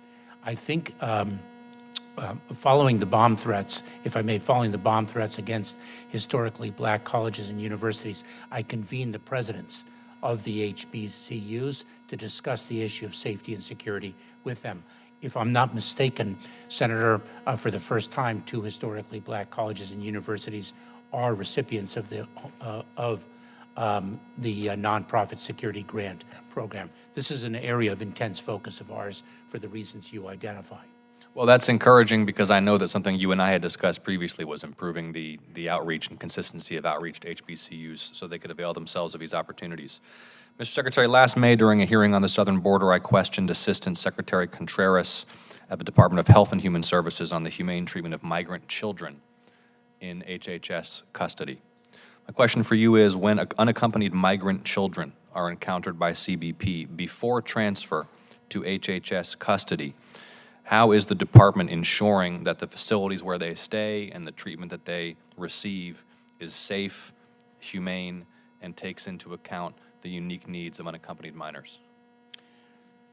Allow me to share with you, Senator, that our Border Patrol agents do nothing short of heroic work in fulfilling their responsibilities along the border under tremendous challenge, a challenge that has been the subject of much of the questioning of me today. It is a challenge that we are working tirelessly to meet successfully. We are very focused on the safety and well-being of the individuals who come into our custody, and that, of course, includes unaccompanied children. I have said before that a Border Patrol station is no place for a child to remain for any length of time. We are very focused on abiding by our legal obligation to transfer an unaccompanied child from our custody into the care of Health and Human Services within 72 hours. Our personnel do extraordinary work in addressing the needs of those children while they are in our custody and moving them safely to HHS for ultimate disposition. What challenges are you trying to address that concern you about this process and the safe, responsible stewardship of unaccompanied minors who are in CBP custody or control during that period? Senator, actually, what we need to do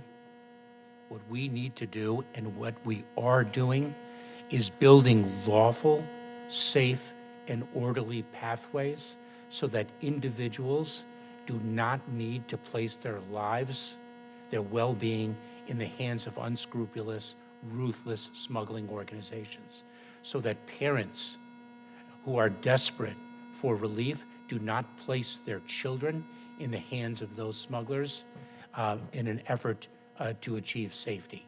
We need to build lawful pathways, which is what we are doing. Forgive me, In- Mr. in the Secretary, meantime- I agree with you, but and I'm running out of time here. So my question is, what are the specific concerns or challenges that you worry about operationally when you think about the care and safety of these children when they're in DHS custody?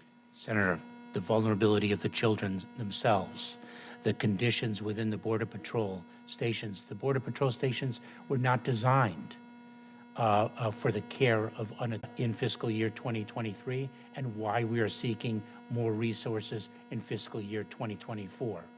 We need to modernize our Border Patrol facilities, and thanks to infrastructure funding, we have it for the first time in any meaningful way. These are some of the things that concern us. We need more transportation resources, more personnel, better facilities. These are some of the challenges that we face, and yet amidst those challenges, our personnel do extraordinary work. Thank you for the specifics. Thank you, Mr. Chairman. Thank you, Senator Ossoff. Senator Padilla, recognized for your questions. Thank you, Mr. Chairman. Let me start by saying I couldn't agree more. CBP custody is not a place for children. And speaking of children, I want to address, Mr. Chair, something that several of our colleagues have brought up throughout the course of this hearing, and that's the labor exploitation of migrant children. I know it's a legitimate place to raise questions about what else the Department of Homeland Security, the agencies within it, and the federal government writ large can do to better support migrant children. But let's be clear about something. It is the employers who are breaking child labor laws by placing children in hazardous conditions, as we've read multiple reports about. That's what prompted myself, together with our colleague, Senator Hickenlooper, to directly write to the CEOs of the companies named in the reports to hold them accountable for their actions. So I mention that only because we should not misplace the blame here. We need to hold unscrupulous employers accountable. Now, Mr. Secretary, I come with what I think are going to be unique questions that have not been raised in the committee yet, but equally important. You know, communities across the country are seeing ever more destructive and frequent extreme weather events. In fact, a new study led by scientists at Princeton University and my alma mater, MIT, examined flood risk for 171 counties along the East Coast and the Gulf of Mexico. Now, historically, 100-year floods have been just that, an intense flooding event that happens about once every 100 years. It's important when we're looking at where we build, where we plan, where we develop, and how we do so.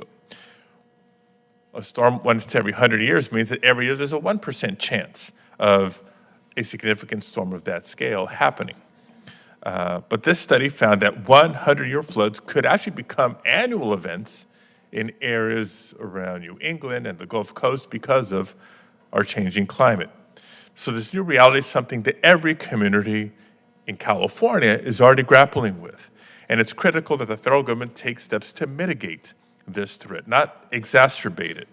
And so I was disappointed to learn, Mr. Secretary, that CBP is currently building a barrier along the Tijuana River that, according to flood risk experts at the University of California, Irvine, poses a serious flooding risk to communities on both sides of the border. So I'd like to ask, what steps are you taking as Secretary to ensure that FEMA's processes, regulations, and of course, response once a disaster is declared is more fair and more equitable for survivors, regardless of what state or community they live in? Senator, you correctly describe the challenge of climate change and the fact that the frequency and severity of extreme weather events is only increasing. I am not familiar with the particular situation that you describe with respect to Tijuana. That is something that I will look into, and I look forward to circling back with you on that and working with you to address your concerns. It's not something with which I am familiar. Happy to share the reports with you and your staff, and look forward to working with you on that. Another item I want to raise, I saw you just a few weeks ago in Judiciary Committee. And I mentioned at the time, I raised some issues of FEMA and disaster response. And I just want to acknowledge some of the work and progress that's been made in these last few weeks. Thank you, Administrator Criswell and President Biden, for the grantee of the most recent major disaster declaration to aid in the recovery of parts of California that were most severely impacted by these last winter storms. Now, while California is enjoying a much-needed respite from the atmospheric rivers that devastated so many communities and agricultural fields, as you know, post a disaster, there's a long-term recovery and rebuilding that takes place. So since that Judiciary Committee hearing that I'm referencing, I was able to once again visit the community of Pájaro in Watsonville, meet with local officials and the families that were impacted, hundreds that are still displaced. So I can assure you, Mr. Secretary, the devastation is real. But I'm glad to see the federal government stepping up to respond to this particular incident. And as well as I think we're responding to this incident, it doesn't erase the fact that communities like Pájaro, which is low income and predominantly immigrant community, has been repeatedly overlooked for decades at all levels of government. So I raised the issue in Judiciary, and unless you tell me the answer has changed, I'll assume you're still committed to working with me to revisit some of FEMA's processes, regulations, to make sure that both preparation before a disaster and certainly the response after a disaster, we work to make it more fair and more equitable for all victims and survivors. I do want to raise one specific item, though, in my time remaining. While I was there, listening to the families, and as you can imagine, hearing questions, concerns, complaints about the delays in getting assistance or some of the obstacles, I'm told that several of the families there applied once to be denied, a second time only to be denied, a third, fourth time, at least 4 times, sometimes more, before getting an approval from FEMA for assistance that they deserve. It's not just a matter of time delays, but in that time, it's undue harm, financial and emotional pain that individuals and families bear.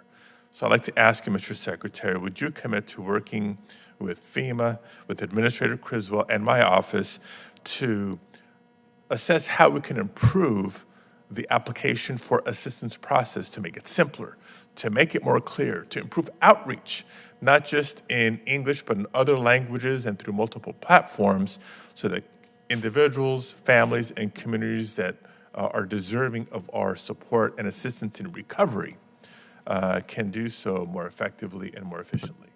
I most certainly am, Senator, and I can assure you that FEMA is dedicated to achieving equity, speed, simplicity, accessibility in the care it provides to individuals who've suffered an extreme weather event. Thank you very much. Thank you, Mr. Chair.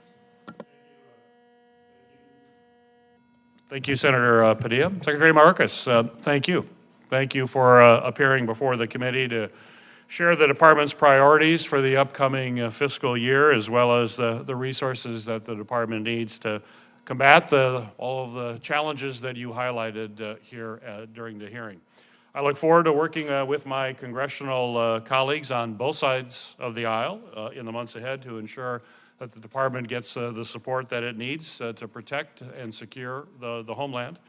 And on behalf of this committee, I also just want to take an opportunity to just thank the dedicated men and women at the Department of Homeland Security for their tireless work that they perform each and every day to keep our nation safe from serious and ever-evolving threats.